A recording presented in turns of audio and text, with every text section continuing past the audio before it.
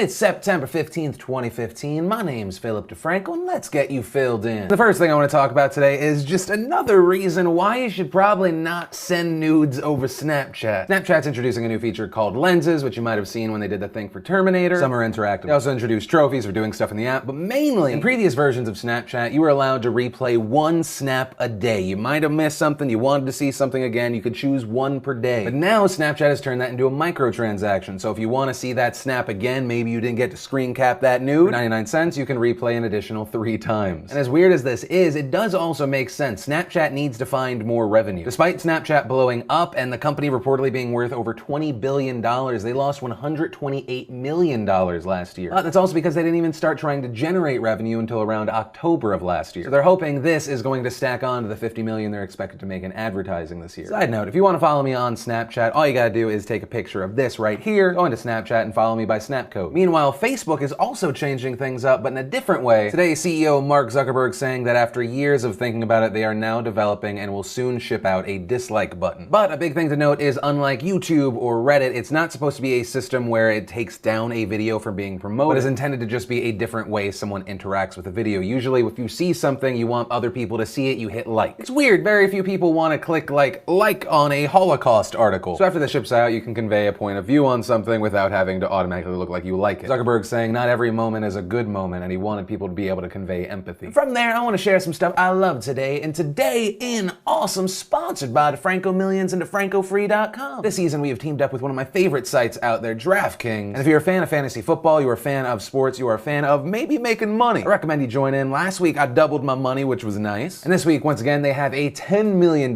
league where the first place is getting $2 million, second place is getting $1 million. And or if you're broke as a joke and don't have that entry fee money, you can go to DeFrancoFree.com where there's $100,000 in winnings and there's no entry fee. So if you haven't yet, join. There's really no reason not to. The first one's free. I always recommend doing that one first just till you get your bearing, then go for that money. And the first bits of awesome are movie trailers. We got the first trailer for the live action adaptation of The Jungle Book. The CGI on this looks pretty fantastic, and hopefully Favreau did a great job with this. And then we got a new trailer for the next chapter of the Rocky franchise, Creed. I will warn you, as far as trailers go, it's pretty spoilery, but if you are a fan of the Rocky franchise, I think you're gonna love it, because I watched it and I got teary-eyed. But that's coming from someone that really loves the franchise and really loves Stallone. It's essentially like a law when you're Italian. You have to love Sylvester Stallone. Those are the rules. Then, even if you're not a fan of American Ninja Warrior, it is worth watching Isaac Caldiero rocking it and becoming the first American Ninja Warrior. He's the first person to complete it, and there have been 7 seasons. Then in video game awesome, if you catch this video early enough, today, for some reason, Amnesia: The Dark Descent is on Steam for free. If you like scary games and have somehow not played this, get it. And make sure to remember, if you want to check out any of the things I share, maybe the lovely lady of the day, or of course our final bit of awesome is always our secret link of the day. Links as always in the description down below. And then let's talk about UFC news that is bigger than just UFC news. Only over the course of the past 2.5 years have I become a fan of the UFC and MMA in general. They've made massive strides in being a more legitimate sport. We've seen these big stars blow up. And if you even remotely know about the UFC, you know about the Diaz brothers, and you either love them or hate them. But regardless of your personal feelings, some bullshit just went down. If you don't know, back at UFC 183, Nick Diaz went against Spider Silva. Nick Diaz lost that fight. It seemed like it was over, but then it came out that both of the fighters failed drug tests. Spider Silva for anabolic steroids and Nick Diaz for marijuana. So what happens? Anderson Silva gets a 1-year suspension, while Nick Diaz gets a 5-year suspension and a $160,000 fine. That is insane and very, very troubling. This ruling comes from the Nevada State Athletic Commission, and it sends the worst message ever, not only because marijuana is not a performance-enhancing drug, unless that activity in question is a marathon of Family Guy on Netflix in your sweatpants, but also because this ruling has come down for very personal reasons. Nick Diaz has shown no remorse for smoking marijuana because it very obviously is not enhancing his performance. During his hearing, when he was asked questions, he answered, "I'm pleading the fifth to everything," even when he was asked if he speaks English. And that just boggles my mind that Anderson Silva will get 1 year for steroids, and John Jones, who was caught with coke, not even having to deal with the Nevada State Athletic Commission, but hit a pregnant lady with his car while he was most likely high on cocaine. He definitely had cocaine in the car, and he was suspended indefinitely, even though as soon as he gets his legal stuff cleared, he gets a title shot as soon as he wants. It's just an ugly day for sports when someone's personal feelings can essentially end a guy's career. Diaz is 32. He doesn't have many years left. Then in an update on 25-year-old Gail Newland, aka Kai Fortune, who, if you remember, had a long-term relationship with a woman who didn't realize that she was a woman over the course of their relationship because the victim in question always wore a blindfold when they had sex, where Gail would use a prosthetic prosthetic penis, and even when they hung out and just watched TV together. No, it's weird. It sounds like a story that you would hear on The Onion, but it is not. And the update is that she has just been convicted on 3 charges of sexual assault. So it looks like Newland is definitely going to serve jail time. It's just a matter of how much. Then in what might be a huge piece of tech news, the city of Chicago is being sued. Chicago recently put in place what they call an amusement tax. They said they put this tax in place to make everything fair. They were losing a lot of tax money because everything's going to the internet. So if you live in Chicago and you watch Netflix, you listen to Spotify, you play on Xbox Live, or anything online, you now have to pay a 9% extra tax. So this goes into place. It pisses a ton of people off who were previously enjoying things. And now if you think about it, there's so many things that go online. This is accruing to several $100s a year for people. So they're suing the city, saying the Chicago streaming tax violates the Federal Internet Tax Freedom Act, which forbids states and cities from imposing discriminatory internet-only taxes. But even though those suing seem to have legal footing, it doesn't seem like it's going to be easy because the mayor of Chicago said that they are going to fight this lawsuit vigorously. Most likely because this tax is expected to bring in $12 million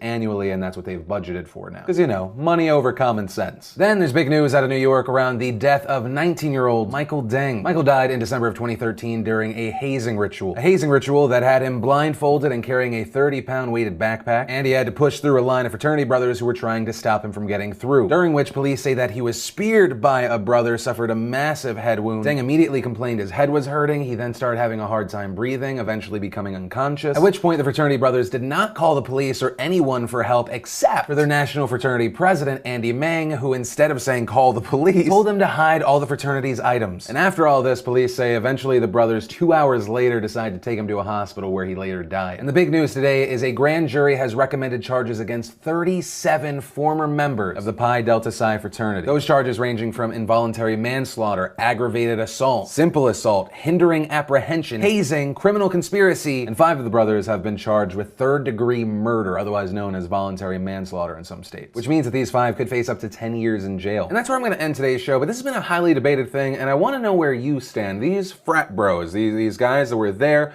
many people argue very responsible, at fault. What do you think the proper punishment for them is? Also, if you're not 100% filled in, remember every single morning I upload a brand new vlog to youtube.com/PhillyD, so go check that out, give some love, maybe subscribe. Also, remember to go to DeFranco Millions or DeFrancoFree.com this week. But, of course, as always, my name's Philip DeFranco. You've just been filled in. I love your faces, and I'll see you tomorrow. I scraped my knee because I'm a little bitch baby. But my dog's alive, so that's a plus, right? It's big too, except in this case, Tom Hanks is an alcoholic.